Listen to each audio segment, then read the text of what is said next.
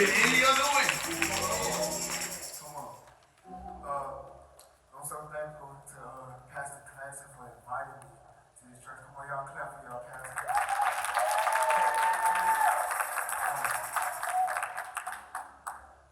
John 19, verse 28.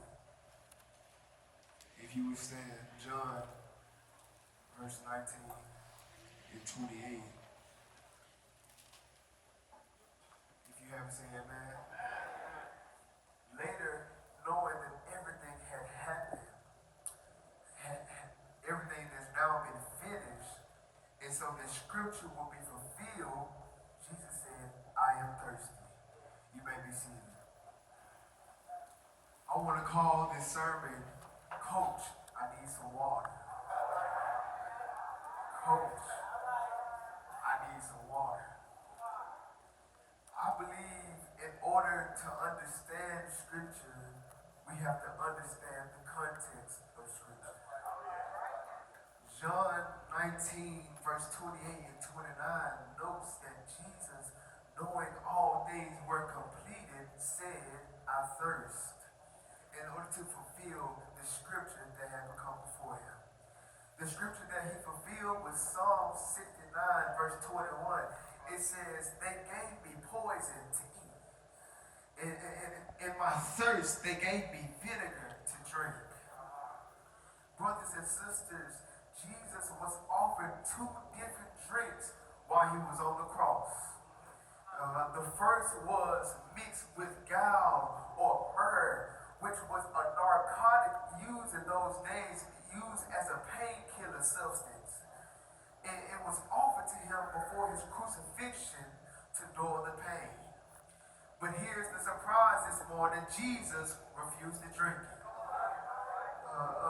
I was confused when I had first heard that he rejected the first drink because I was curious and because I believe everything that Jesus does in this moment deserves our close examination. And as I searched the scriptures on why he did this, I found out, brothers and sisters, that not only did he tell his disciples that he had to die, but he also told them that he had to suffer. Come on, y'all ain't hear me. I said, not only did he tell his disciples he had to die, but he also told them that he had to suffer. Now, data suggests a significant preference for a quick death over a prolonged one, primarily driven by the desire to avoid pain. But there is a very important significance on why he chose this route of suffering.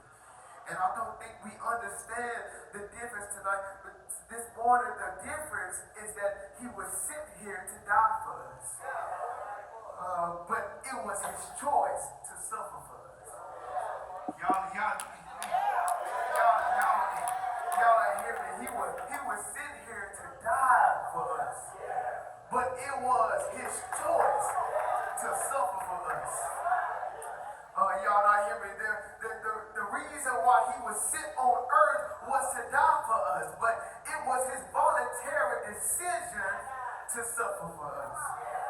And the Bible gives us the reason why. In 1 Peter 2, 20 and 21, it encourages us when we suffer. It says, how is it your credit if you are beaten for doing wrong and you endure it?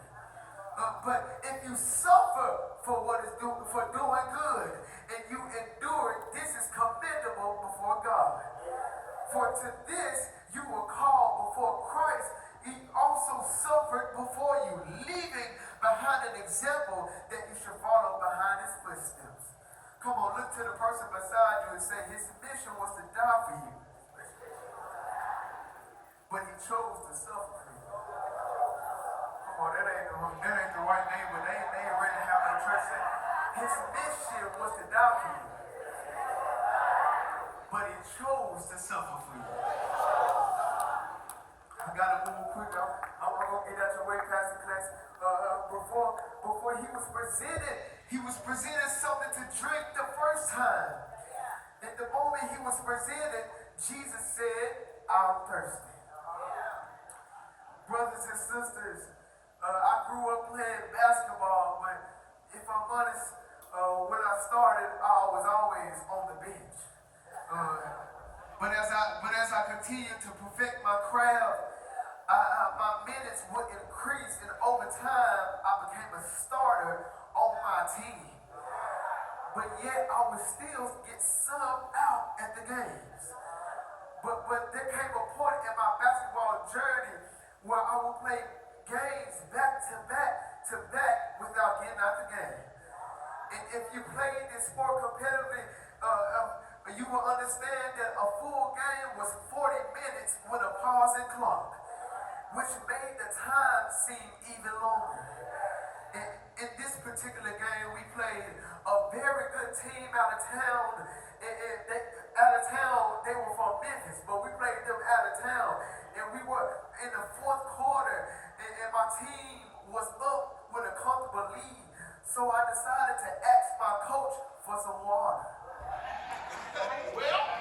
Decided to ask my coach for some water, and he subbed me out and sat me down for 3 minutes, y'all. 3 minutes, he sat me down, and I think my brother got in the game for me, but when he sat me down, the coach sat me down, and the team called him.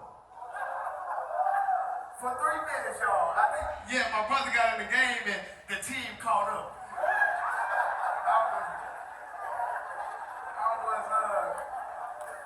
The coach, he kept me on the bench for that long time. He kept me on the bench for that 1 minute that the team was catching up and the team was tied up. And I was so furious at the coach for keeping me on the bench for so long that the team would catch up and even tie and go to overtime. But the coach looked at me, y'all, and when the coach looked at me, he said, I needed you to hydrate because I want you to win it for us in overtime. And that's all. I stopped by to tell you this morning that the reason that Jesus asked for something to drink was to show us how clutch he was in overtime. Because his team had let him down. Peter had denied him 3 times. Judas had betrayed him and hung himself out of guilt. And all his disciples went into hiding. And it seems like the team was done and they had given up. Waved the white flag, counted him out. But Jesus said, I thirst, yeah. He said, I thirst. And the world had thought he was checking out. Peter had already headed to the locker room. Judas had already quit the team. The rest of the disciples were hiding in the stands with their hoodies on, trying not to be recognized. To the natural eye, the lead was gone. Sin was winning. Death was talking trash. The devil was already celebrating because he thought the buzzer had sounded. Have I got a witness in here? But Jesus stepped in on the court and said, it's time for overtime. Have I got a witness in here? I just needed something to drink. Give me 3 days and we gonna get the W. Have I got a witness in here? Find to a neighbor and say, hey neighbor. Hey neighbor. Hey neighbor. Jesus won it all in overtime. On Friday, the world said game was over. On Saturday,